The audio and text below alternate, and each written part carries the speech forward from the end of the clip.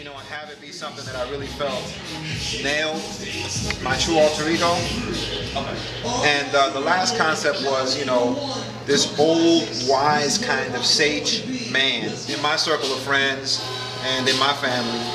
I'm more or less the person who people come to when they need advice. I saw Blair Underwood's alter ego, and I saw he had the old man. I was like, oh, I gotta start from scratch. I had to scrap it. So D hit me up, and I was just finishing Jump in the Broom, this film that I just finished with Sony. And I'm in my room, and I had bought this Buddha statue in Nova Scotia, Canada.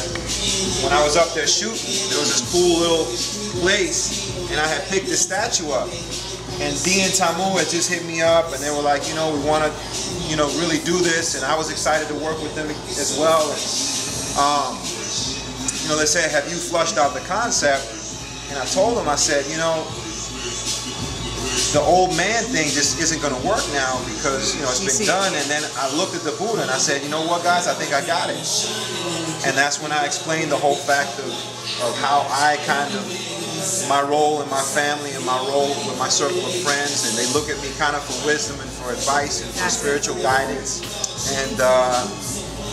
And I saw the Buddha, and I felt like that's what that represented to me, is stillness, a meditation, wisdom, age-old wisdom that goes far, far back beyond our Western culture, back to when all black folk lived on the eastern side of the world. And that's what I feel I draw for inspiration, for creativity,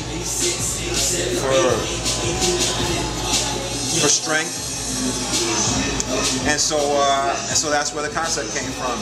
Have my alter ego, which is basically holding down my Hollywood self, the self that everybody knows, but that spiritual self that everybody doesn't know. What's that Hollywood self like? That's the persona that everybody has access to, on the red carpets and interviews, and when I play different characters, meeting with directors and other actors, or I'm out in the public eye. But the self that people don't have access to, that's the alter ego that we're trying to right now portray artistically by the usage of it. I myself am not Buddhist, I'm Christian, but I feel like the statue doesn't necessarily depict any religion, it depicts a mentality.